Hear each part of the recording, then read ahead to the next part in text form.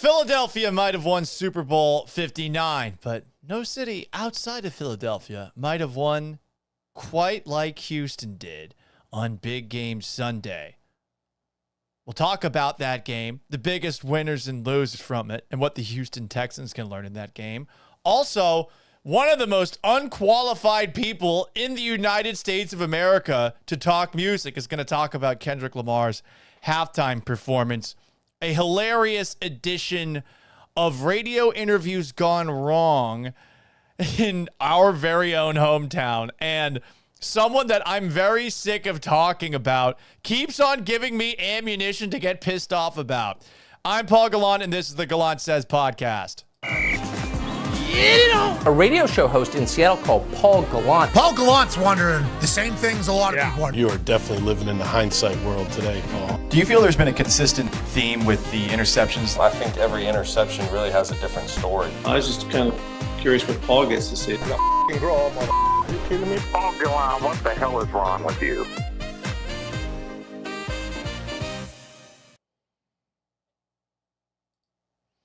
Hello and welcome aboard the Gallant Says podcast. It is Monday, February 10th, 2025, live on YouTube at Paul Gallant, on Twitch at Gallant Says, on X and Twitter at Gallant Says, Instagram at Sports Gallant, and Facebook at Paul Gallant Sports, Monday through Friday around 5 o'clock or 4 o'clock Central Time, or occasionally after major Houston sporting events. It's also available wherever you get your podcasts on Apple and Spotify. If you want to cut me off mid-thought, super chat me on YouTube and Twitch, and I'll play this. Paul, stop talking. Listen. And we'll eventually get to your comments. If you leave a comment, I'll get to them at some point anyway. Big Balls Squad 2021 on YouTube says Megadeth should host the Super Bowl. G asks what happened. I load these live streams through another third-party app, and unfortunately, we had some technical issues to start this thing up, but we are up and running. Super Bowl 59, if you are a Houston sports fan, was exactly what you wanted. It might have been a snoozer, it might have been a slow game, but you got everything in that one. First off, Patrick Mahomes and the Chiefs got their asses kicked. I know a lot of y'all out there were pissed off that the Kansas City Chiefs were able to beat the Texans a couple of weeks ago. I do think that they beat the Texans fair and square. They did. Stroud got sacked 8 times. Special teams played like crap. But there were some who looked at that game, thought that the NFL was rigged, thought that there were a lot of favorable calls that went the Chiefs' way. Those 2 roughing the passer calls on Patrick Mahomes. Nobody liked those. And then the time where he tried to flop when he was out of bounds. But hey, get this. Patrick Mahomes, didn't matter if he was flopping. In yesterday's game, he got killed. Play in, play out. Lit up. He was sacked 6 times. And on one of the last sacks, where he was also stripped of the football, trying to chuck it downfield, it looked like his arm got knocked off. I don't know how many people have played Modern Warfare, the Call of Duty video game. You know that level where you're, I think, at Chernobyl and you're a sniper? It's an awesome level. And then when you shoot the guy you're supposed to shoot, you hit his arm and it goes flying off. I thought that's what happened to Patrick Mahomes' arm on that one final sack. He gets sacked 6 times. He throws 2 interceptions in the game. One of them was returned for a touchdown. And it never felt like he had even a prayer of a chance. He didn't look good at all in this one. Remember the last time that Patrick Mahomes was running for his life like that? The Super Bowl against the Tampa Bay Buccaneers, which, of course, the Bucs won. At least in that game, Mahomes still seemed to be a very scary football player. In this game, I don't think anyone on the Philadelphia Eagles after the first couple of series was scared of him.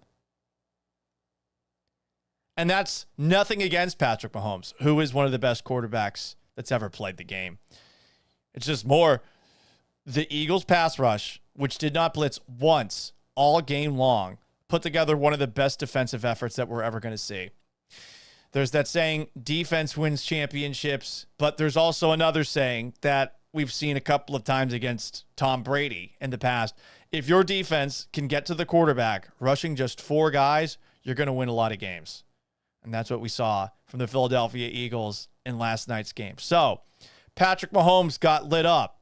As Brandon Hallam says on YouTube, the Chiefs were exposed as semi-fraudulent. He's just calling them frauds. I can't call a team that was 15-2 frauds, but they were winning a lot of close games. I did not see them getting their asses kicked in this game the way that they did. So if you're a Houston sports fan, you should be happy that Patrick Mahomes was on the wrong end of a whooping, that he was down 24-0 and wasn't able to turn things around like he did the last time that he was down 24-0 in a playoff game to the Houston Texans. We don't need to talk about what happened after that. But he turned the football over, and the Chiefs finally were stopped. Also, along the way, the refs may have screwed over the Chiefs a couple of times.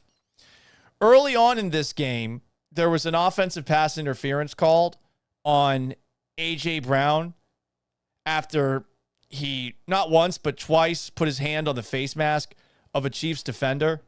It was definitely OPI. He did it twice.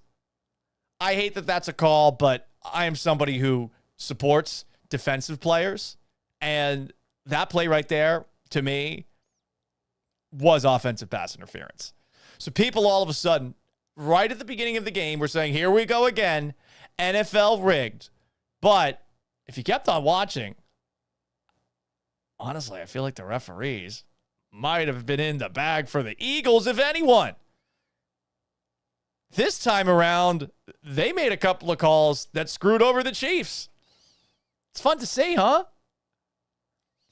I do think it lends itself to what I believe, which is that the NFL is not rigged. But I know a lot of people out there, you're watching that game, going into it, and you're thinking, how are the refs going to make this so that the Chiefs can win this one? And they actually helped out Philly a couple of times. Is it an overcorrection? I don't know. Maybe. Most importantly, though, if you're a Houston sports fan, this is why you should be happy that the Eagles smoked the Chiefs 40-22 last night. A Houston guy under center won the Super Bowl. I'm talking about Channel View's own Jalen Hurts. For those who have never seen this picture, and this is an iconic picture if you've never seen it. This is Jalen Hurts while he was at Alabama wearing a shirt underneath his Alabama polo that shows the Houston Astros as world champs. Zoom in on that. Hell yeah. What a shirt. He's a Houston guy. And you finally saw a Houston quarterback win a Super Bowl. Think about it. What other quarterback from Houston has won a Super Bowl? I'm just going to go through every single Super Bowl winner.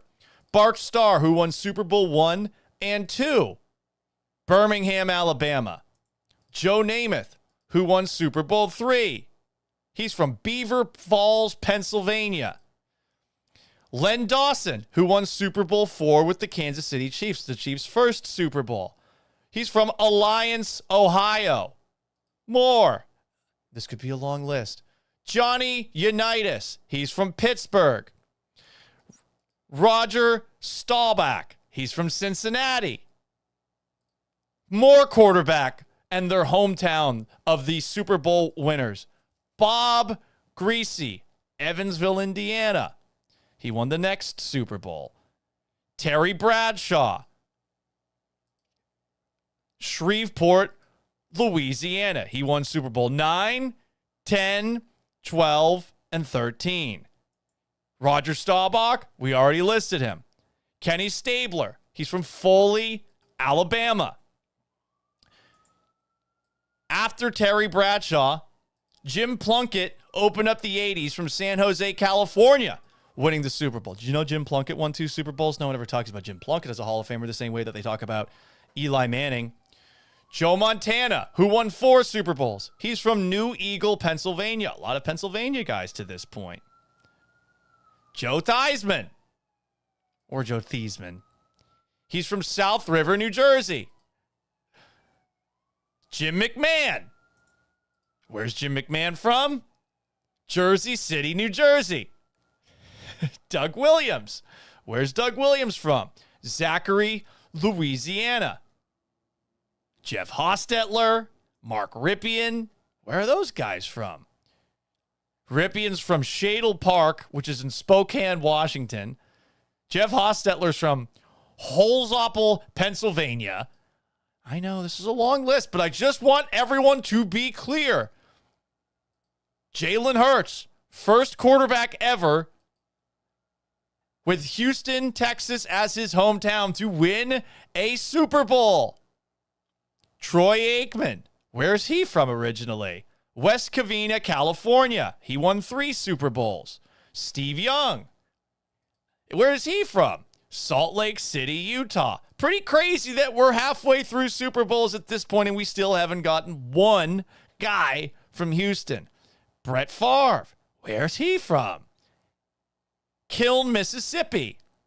John Elway, where's he from? Granada Hills, California.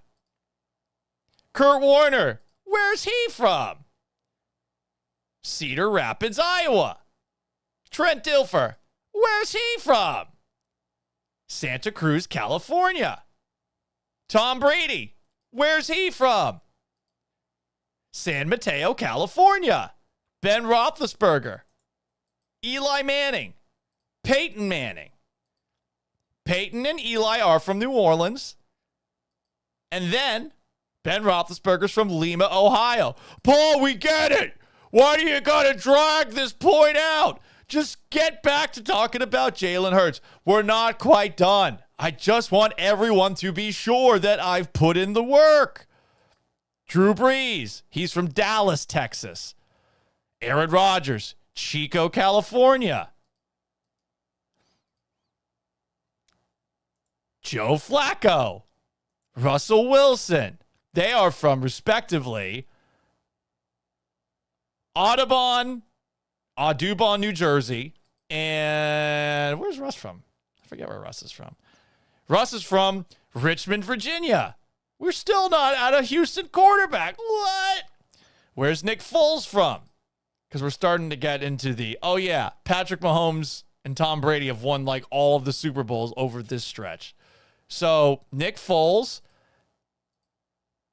Austin, Texas. That's at least warm. Pretty crazy, the lack of Texas-born quarterbacks that we have seen to this point. You got Patrick Mahomes, and Mahomes is from Tyler, Texas. So Mahomes, he's got 3. Matthew Stafford. This is where we got all the Texas guys. Although he was born in Tampa, Florida, but he played at Highland Park in Dallas. And then finally, you get to Jalen Hurts. Finally! Isn't that crazy? He's the first quarterback to win from Houston, Texas, one of the biggest cities in the country and one of the biggest football hotbeds in the country. And he's the first one to ever have won a Super Bowl. The man deserves a parade. I think he deserves a parade. And you know why? And this is the unfortunate part about Jalen Hurts being the first quarterback to have played high school football in Houston, to have been from the Houston area. This might be the only time that we ever see a Houston quarterback win a Super Bowl. And this counts. It does count. But this might be the only time. I mean, there's a meteor that's supposedly heading towards the Earth. It's the size of half a football field. And by the week, it's grown in percentage from 1% to 2% chance of hitting the Earth. So, I don't know, 2032, how much higher does that percentage rise? I truly don't know. What I do know is this. Jalen Hurts, he's a Houston guy, and a Houston guy just won the Super Bowl. And that counts as a Houston Texans Super Bowl, in my opinion. For now, can we put up a banner next to all the AFC South banners? Can we do that? I think we should be able to. Sure, we can't claim the Houston Oilers history. Why would we? Why would we? Let's claim this instead. So hell yeah, baby. Hell to the fucking yeah. I also need to talk about how not only was this a Super Bowl that Houston wanted, this is a Super Bowl that I wanted. Patrick Mahomes and the Chiefs getting their faces caved in by the Philadelphia Eagles is confirmation that, barring a lot more success from Patrick Mahomes, that my Lord and Savior, Tom Brady, is the greatest quarterback of all time.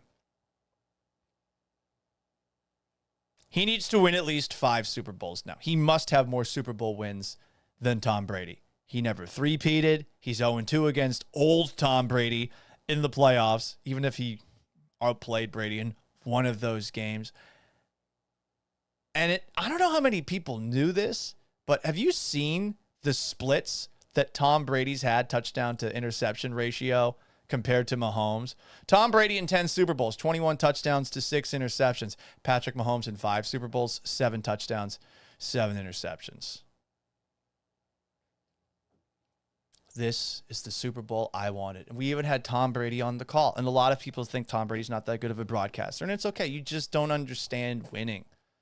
I do, because I grew up rooting for the Patriots. And it takes time for people to understand what it takes to win. Because you know what Tom Brady's favorite Super Bowl is? That's right. It's the next one. And that should have been Patrick Mahomes' mentality going into this Super Bowl. You know, instead he's wearing midnight green, a midnight green suit going into the game. And then the Eagles fuck him up. You know, you got to be smarter than that. And you got to think to yourself, hey, I haven't won this one yet. You know?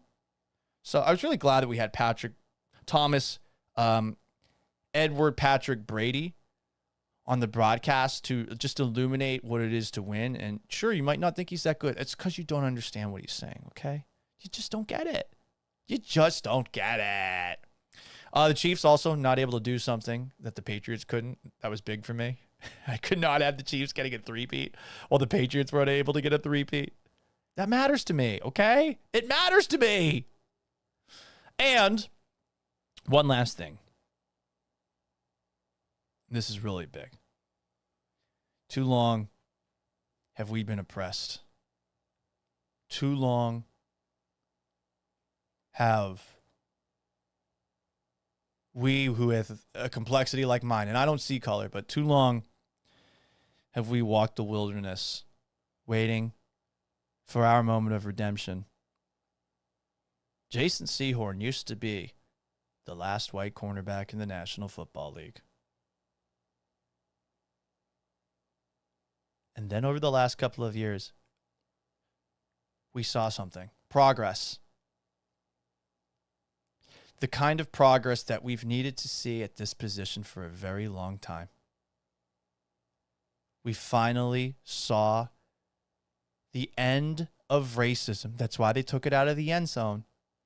Because a white cornerback has finally proven that just because you're white doesn't mean you can't play corner. Cooper DeJean, thank you. Thank you for your service. This was just huge for all of us. It's been so tough, so hard. As someone who is on a flag football team, who wants to go play cornerback, I think I actually might have the ability to play cornerback again at my game tonight. I'm really, really proud that we as a nation, as a community, have finally been able to overcome persecution and racism. Let's have a moment of silence.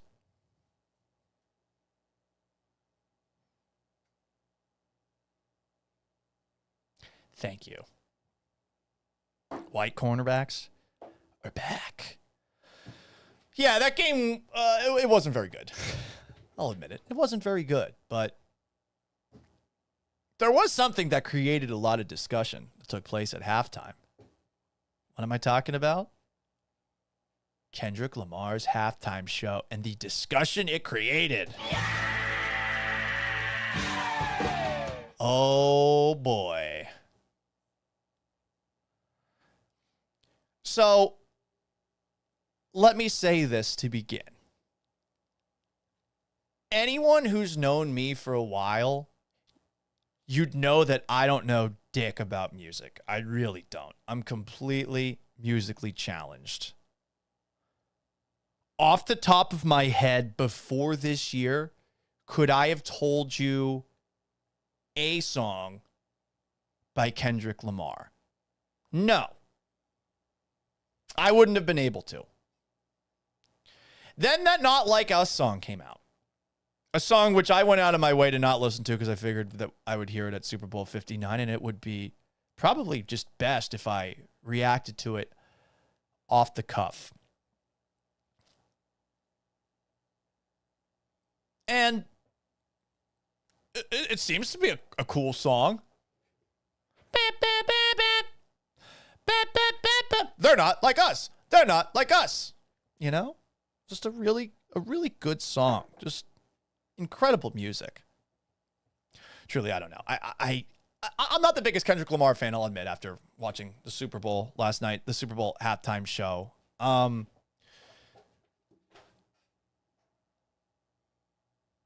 It really felt like that halftime show was for a very die-hard fan base that is very familiar with his works. And I know there's a lot of people who are familiar with his work. So this is not me, being like some of these weird people online who are acting like you are not allowed to have the opinion that you did not like the halftime show. I saw this. This is from a buddy of mine in the industry, Matt Peralt, who retweeted someone saying, worst halftime show ever, saying, I really don't get white people sometimes. Just say you don't understand what you were watching. That was beautiful. And was it beautiful? Where was Shakira? Where was Jennifer Lopez? Right? Right? Like the actual spectacle side of the halftime show, I think, personally, was lacking. Does that make me a perv? A little horn dog? Because I would have liked to see a little more, I don't know, women and less men dancing? Maybe. I know we saw Serena Williams. I had no idea that was Serena Williams until after the fact. But I don't know much of Kendrick Lamar's music. For the people who like Kendrick Lamar, I'm sure that you really enjoyed it. And for the people who have never heard of Kendrick Lamar, I think a lot of people were just scratching their head afterwards. From what I understand, Kendrick Lamar is an incredible lyricist. And I truly think that Fox, for this, if they wanted people to appreciate Lamar's greatness, which his diehards will tell you about over and over again, I think that they should have had subtitles out there. And maybe even like one of those little bouncing balls that goes along with all the words. I say that because here's the tricky thing with concerts at venues that are indoors. Acoustics are almost always awful. And on television, okay, it's probably going to be a little bit better because you have guys microphoned up. It's the Super Bowl too, so they're going to make sure every single way they possibly can that the sound sounds as good as it can, broadcasting to 100 million people. But I think that whoever was doing the audio levels for the big game, I don't think they did a great job with the volume of Kendrick versus the volume of the music in the background. I think that they needed to lower the volume in the background a little bit. And Kendrick Lamar, to his credit, I mean, what he is saying, if you do not know what he is saying, he's saying it so quickly, and if the music's over the top of it, you can't really understand what he's trying to say, right? I'm speaking for all the casuals out there, and I'm not dumping on his music. Not my cup of tea, But I know that people who really like Kendrick Lamar really like Kendrick Lamar. So his whole halftime show was a build-up to the moment in his song, Not Like Us, where, as everyone has to know by now, he basically accuses, he doesn't basically, he straight up accuses Drake of being a pedophile. Straight up. He straight up does it. In the original song, let me go to the lyrics. I have them up in front of me. Where is it? Is it towards the end? Holy crap, there's so many words in this song. This year, we've got a brand new twist to the All-Star game. Typical East versus... Some of these websites, they have so many pop-ups.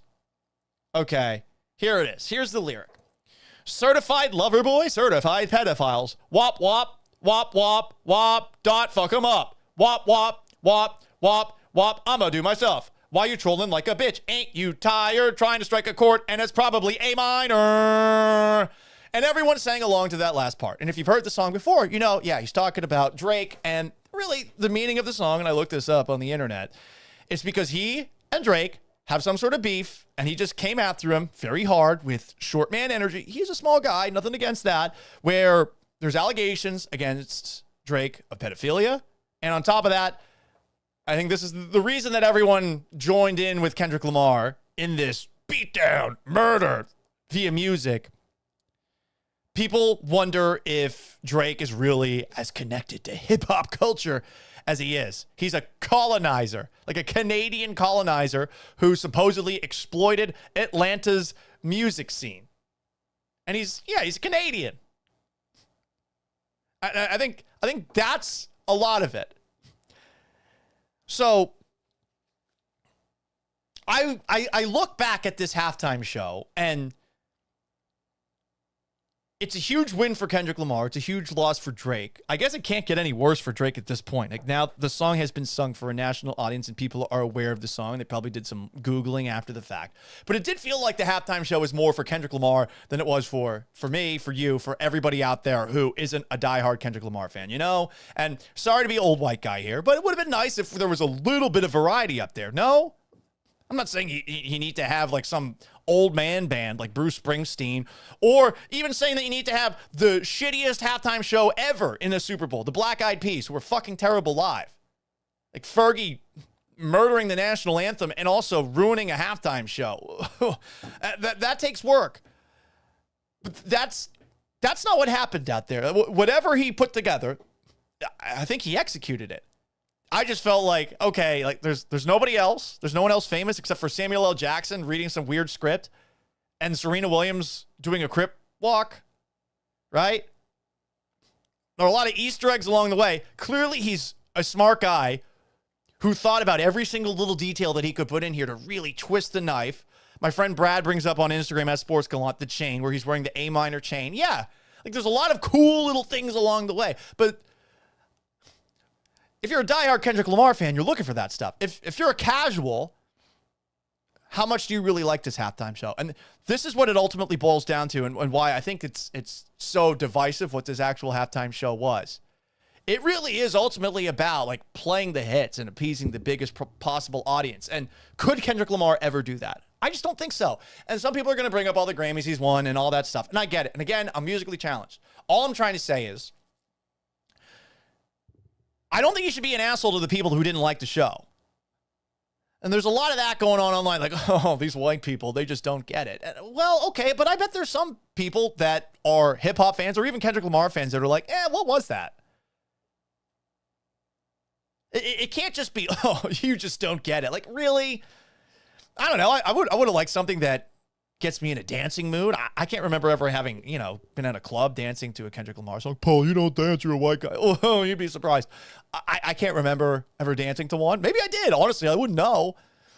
But this wasn't something that got me out of my seat, and it also wasn't something that, and I hate to say it like this wasn't something that gets me all hot and bothered. I wanted to see some women out there. Is that wrong? Is that wrong? That's all I'm trying to say.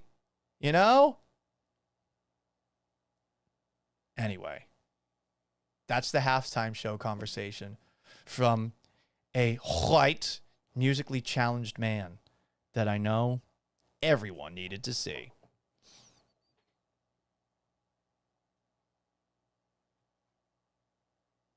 What else do we have here? Oh, yeah. So, how many people are familiar with Radio Row at Super Bowl? How many people are familiar with it? Basically, a bunch of radio stations get to go on a vacation and they interview people that probably aren't to local sports radio audiences that relevant or that interesting. And sometimes some big names come on, but what does a big name generally say? I'm not a big fan of interviews unless I can do an interview in person. So, hey, that's the great part of Radio Row. There's so many famous celebrities that are there that can sit down and talk to you, but they ultimately have to pitch a product, and sometimes they're low energy and they don't really want to be there. And sometimes to get the best interviews possible, you have to interview some nobodies and waste everybody's time for 10 to 15 minutes. I'm a big believer that if I'm doing a show, it's about me, me, me. If you're tuned into my show, whether you like me or you hate me, I'd like to think you care about what I have to say. More than some random guy who's like pushing boner pills or something like that, you know? So it came to my attention that Friday, the last day at Radio Row, my old employers, the Texans flagship, their afternoon show brought on somebody that they thought was somebody else. I think Landry Locker posted this online. And since Landry posted it online, let's take a look at the drive who thought that they were bringing on Stefon Diggs. I don't know how this came to be. I don't know how long it took them to figure out that the person sitting down with them was not Stefon Diggs. And I will give them a little bit of the benefit of the doubt. It is very difficult in a situation like this to know who is sitting down with you at Radio Row. Usually you need a little bit of extra communication either from a producer who can talk into your headset, or you need some help from the people that are actually setting the interview up. Anyway, ladies and gentlemen, a moment that we will never forget from the Texans flagship, which we will watch along with, and have some fun with. And that's more their identity, right? Yeah. So we'll see, man. It's a young team, so it's going to be a little bit more of a roller coaster ride along the way, and we'll see how it all pans out when it matters the most, the end of the season and the playoffs. All right, as we are joined here in the exclusive furniture hot seat. How you feeling in that seat right there? You got good and comfortable with you? It's real comfortable. I can't complain, man. Nice little cozy joint. So there's a man sitting there, and I'm not sure at this moment in time that the two hosts of the Texans flagship, Ron Hughley up here, Clint Sterner over here, knew who was sitting down. And at some point, someone probably told them who it was that was actually sitting down here. From afar, what can you see? You see a man sitting in a recliner. The man is absolutely jacked. And could he be an NFL player? Who is he? Let's see as this interview unfolds. All right, as we're joined by Stefon Diggs here. Man, we appreciate you jumping in with us. First off, man, how's the health going? How you feeling right now? So they said to begin this interview, hey, it's Stefon Diggs. Hey, Stefon, how you doing here? You would think that somebody who was sat down there and introduced as Stefon Diggs would maybe clarify, I'm not Stefon Diggs, unless he is actually trying to punk them and troll them. As this interview unfolds, I don't think that actually happened. But this guy chose to go in a different direction after being called Stefon Diggs as he sat down in this recliner, wearing sunglasses inside at Radio Row. I'm feeling good, man. I'm just getting back to it, grinding, man, taking it day by day. He's saying cliche, generic football guy stuff. But anyone who has listened to Stefon Diggs speak, you should know at that moment right there, that's not him. I say that as somebody who has been in the Texans locker room enough times to know that he sounds different than that. He's got a high-pitched voice.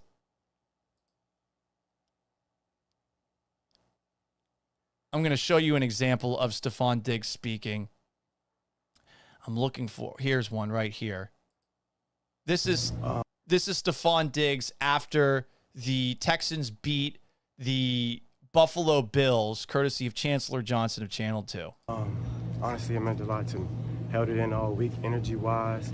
Try not to bring it up too much. Obviously, we had an interview early in the week.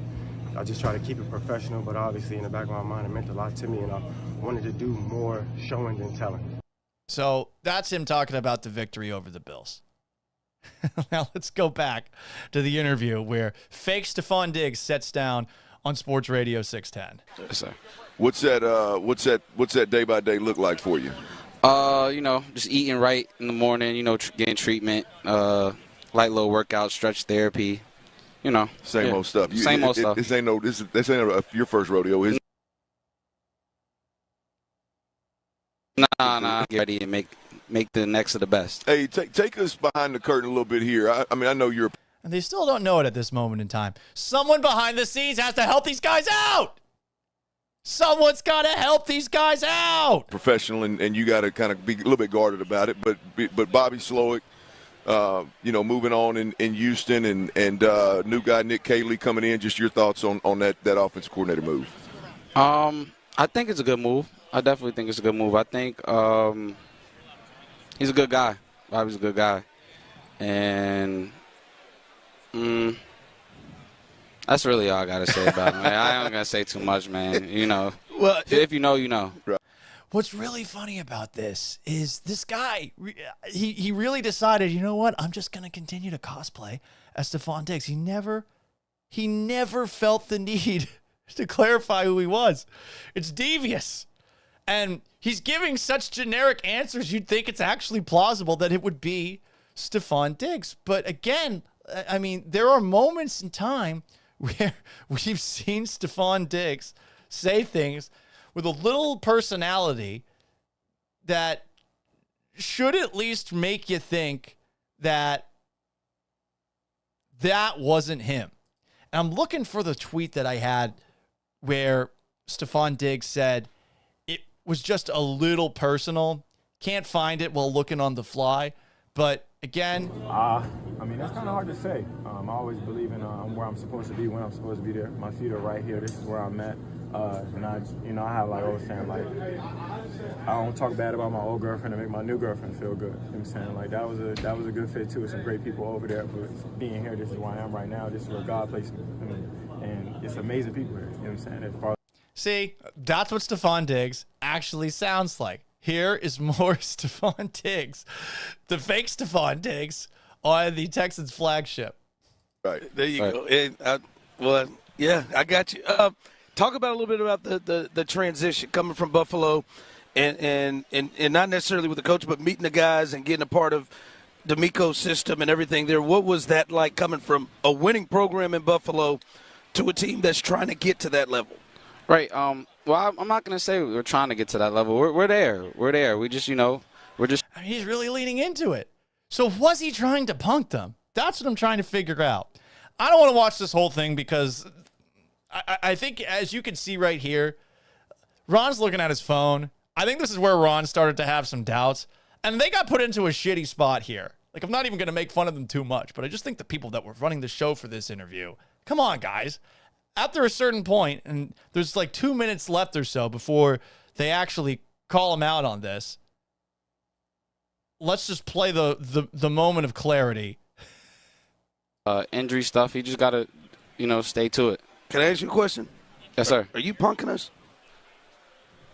Cause there ain't no doubt. You ain't Stephon Diggs. I'm not Stephon Diggs. Who thought I was Stephon Diggs? I love when he says, who thought it was Stephon Diggs? And then Ron's looking over to the right like, what the fuck? You guys left us out to dry. I don't. Am I tripping? No, you ain't. Not one bit. Okay. I've been sitting here thinking myself. I thought about it when you sat down, man. Who are you? Say it one more time. Who are you? Oh, I'm CJ Taylor. I'm a core movement specialist. I work with a lot. lot of the players. Well, hey, I appreciate you getting this. For sure. I had to run with it. Bro came and got me. I had to run with it, bro. He came and got me. I can't believe that happened. And I feel for both Ron and Clint in that spot. They got left out on an island to dry. It does, if you're not in the locker room every day, I can understand how you don't know 100% what a player looks like when he's wearing sunglasses and he sits down. But if you've never seen Stephon Diggs before, I went online and I found some pictures. Here's sleeveless Stephon Diggs. Someone should have been out there. He's a very fashion forward guy. This is from the Met Gala, but that's Stephon Diggs, and that on the bottom is fake Stephon Diggs. Okay, fake Stephon Diggs, real Stephon Diggs, fake Stephon Diggs, real Stephon Diggs, fake Stephon Diggs, another picture of Stephon Diggs, fake Stephon Diggs. Another picture of Stephon Diggs. Shit happens. I truly feel bad for those guys. I hope they had some fun with it today. I don't know how the fuck you fucked that up, though. They got left out to dry. That's how Radio Row is from time to time.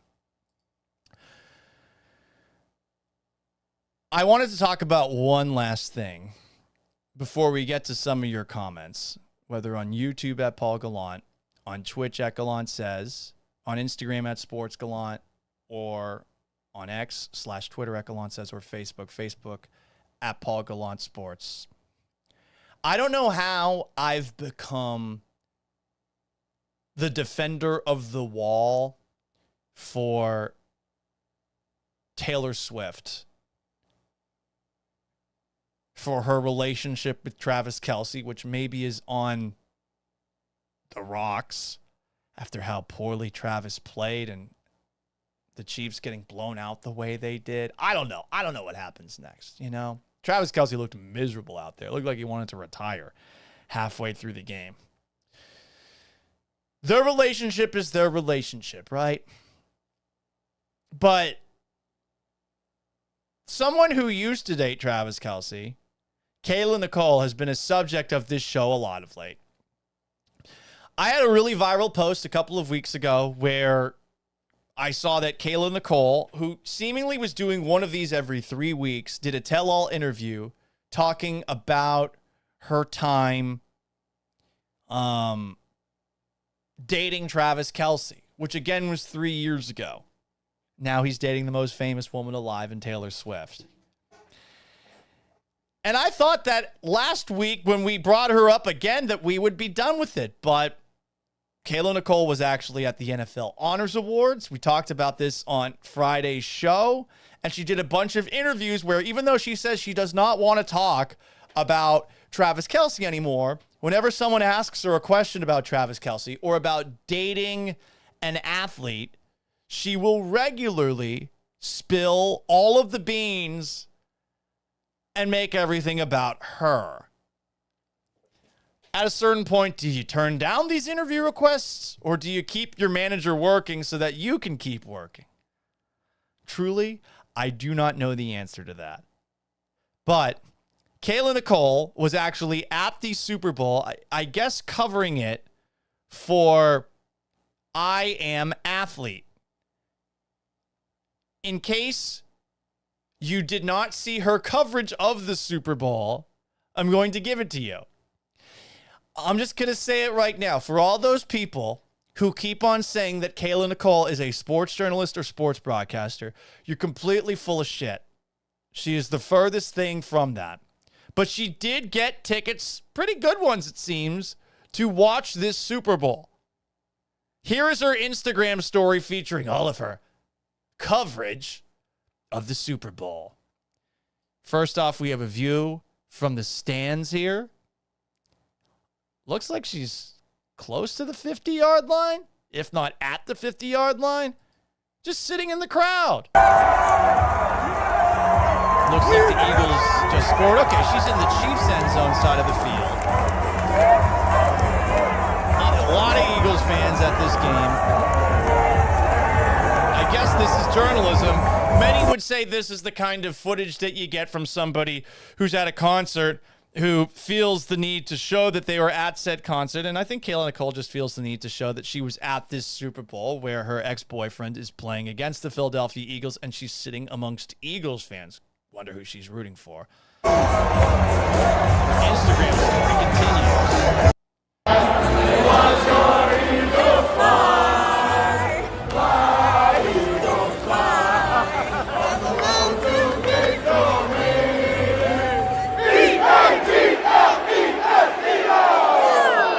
So she's become an Eagles fan. She's rooting against her ex. Nothing wrong with that, right? Right?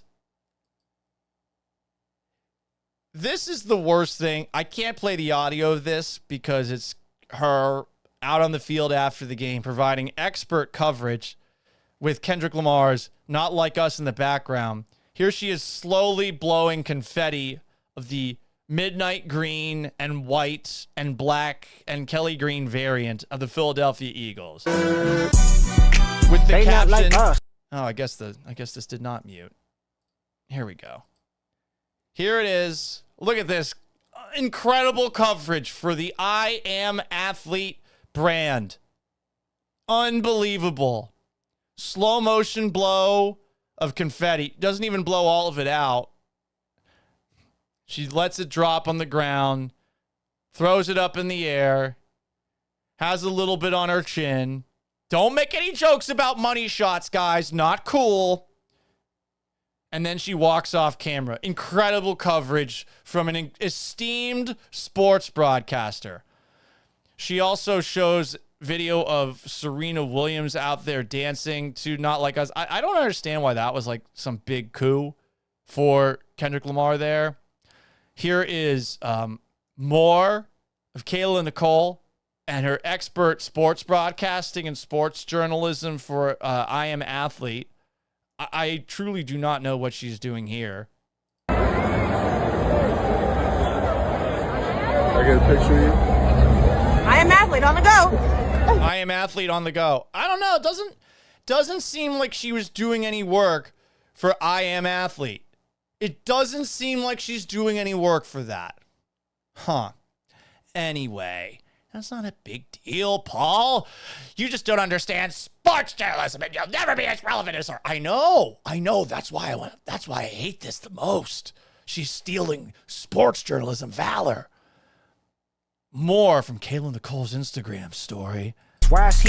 Oh, it's just playing a bunch of Kendrick Lamar lyrics. If I send this, just know I'm finna do it anyway. What does that mean? Continue to talk about your ex-fucking boyfriend over and fucking over again? Here she is after the game with Hollywood X Media. Again, she's really just providing riveting coverage of the Super Bowl here. I don't know who that person is.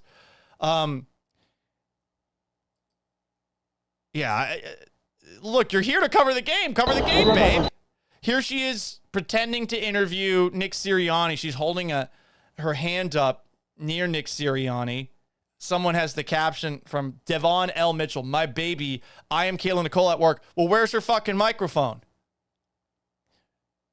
She doesn't have any audio for this interview she's doing on the field. What are you doing? Amateur hour. So I guess you could say that's a superstition. That is your superstition at one. We didn't even hear what the superstition was, Kayla. Because you didn't have a fucking microphone in front of his face. Here's where I should get the push-up. Big Dom! Big Dom, how does it feel to be a champ? And then she sees Big Dom. We see her asking the questions because, again, she's me. Always me. But we don't actually hear the answers to the question, which is true in her fucking broadcasting resume reel and true here. Me. I'm the main character. I'm the person who's the star. I'm at the Super Bowl to watch my ex. Me. So anyway, that's the Kayla Nicole story. Credit to her, a strong, independent woman who has done a really good job of covering her ex-boyfriend whenever somebody asks her to talk about her ex-boyfriend from 3 years ago who's now dating the most famous person in life. Congratulations. She's very, strong, powerful, independent woman.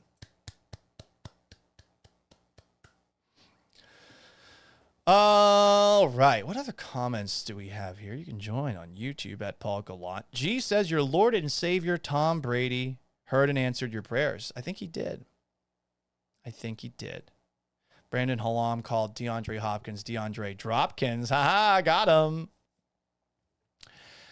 Work Dude says it should have been us, not the Eagles. Nah, man, the Texans were not beating the Eagles in this game. Brandon Halam agrees. Would have been tough for us to beat the Eagles, too.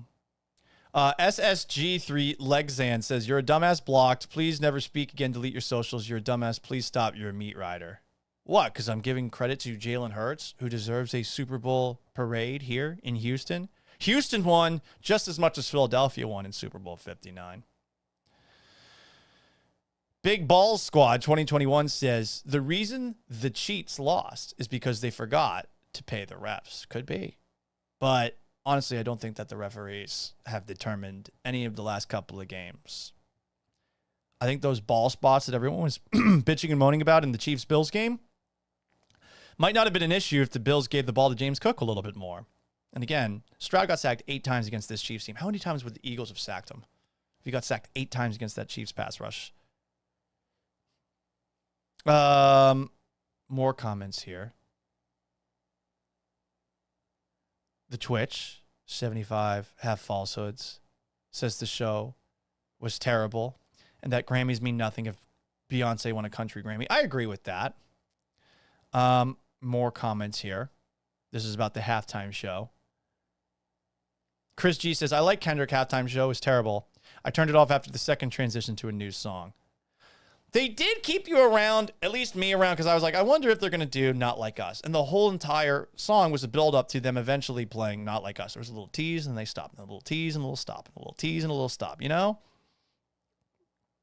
A couple of people were saying that the fake Stephon Diggs sounded nothing like real Stephon Diggs. I'm with you there. JS says Kayla is a sad individual. Kayla Nicole, Travis Kelce's ex. It is crazy that she continues to milk this to stay relevant. I'll give her credit, though. I mean, if I had something like this, like I'd keep playing the hits. It's like a one-hit wonder. This is all that you're ever going to do the rest of your life. You want to get paid and enjoy life? Just keep on milking it, baby. Aiden Watson says, this is why no WAG should get any sort of coverage. I mean, I wouldn't have minded a bunch of WAGs being out dancing instead of all Kendrick Lamar's male dancers out there. I didn't really get that. CJ Lopez says, Drake was on a yacht partying all night with a 14-year-old. No defending that. He's a weirdo. G says Serena Williams is from Compton, as is Kendrick Lamar, and she also used to date Drake, who subs her and her husband in his songs at times. Oh, that's kind of weird by him. A little weird by her, too. I saw some weird story about how the Crip Walk by Serena Williams is probably something she shouldn't have done. Big Ball Squad 2021 says, Paul, do you think Travis Kelce cares about her? Definitely not. They were on and off 3 years ago, and now he's dating Taylor Swift. M&D Productions asks, do you feel bad for D-Hop not getting a ring? Well, he's not the same DeAndre Hopkins that he used to be, as evidenced by that throw that he would have caught 10 times out of 10 back in the day. I don't know what happened to his arms on that play. Like, did somebody shock him while he was in midair? Like, his arms just stopped working. His nerves ceased to exist on that throw that Mahomes made. It wasn't the best throw, but Hopkins catches that ball all the time. He was wide open. JS says, Jalen Hurts is the great value Russell Wilson. They are so much alike. I don't know about that. Jalen Hurts is, I think, a lot better of a runner than Russell Wilson. I think Russ had the better deep ball.